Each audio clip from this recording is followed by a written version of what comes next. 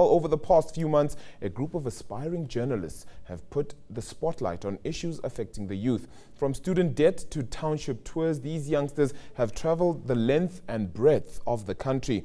In this first piece, LiveSA Youth News, Sheilan's Clark looks at the young and the debt-ridden. Many students are finding it difficult to study as they worry about money matters. Some are so burdened with debt that they are forced to drop out. This is Sean Kumalo. He's a third-year public relations student who nearly abandoned his studies due to financial difficulties. I owed 62,009 Rand for my first and second year, including res stay. It was really difficult to focus in class because you're sitting here, you don't know what tomorrow will bring. Kobisa Yani is also struggling. She managed to get help from the National Student Financial Aid Scheme. But because of financial problems there, she's had to make another plan. But selling boerewors rolls on campus has not gone down very well with university management. They've considered shutting her operation down. That we have insufficient funding and we have many who are disadvantaged. Therefore, you would think that it makes sense that people would have platforms to fund themselves.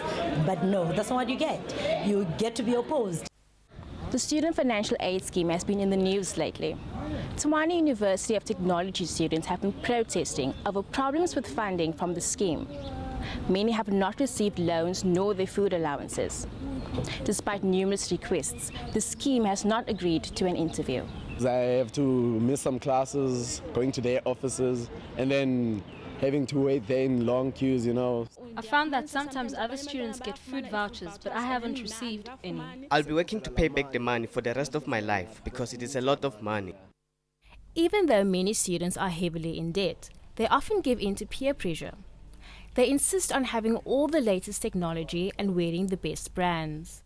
Nowism is about wanting things now, not waiting, not planning. And when we talk about finance, it also is relevant because you know it refers to, well, I want that car and I want it now, or I want that new pair of shoes and I want it now. I'm not going to save up for it or see whether I can afford it.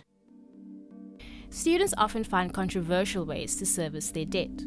In the United States, a website targeting indebted young people assists them to find a sugar daddy to help pay off their debt. Similar sites also exist in South Africa. He can give you, and he is not expecting you to pay it back. They also tell you, you know, you can go to school, I can pay you for school. No. They're not always, let's go and drink, let's go and party and stuff. Sugar daddies can also, if you ask him, hi baby, sorry, I want 100 Rand for my hair, he will say, it's fine.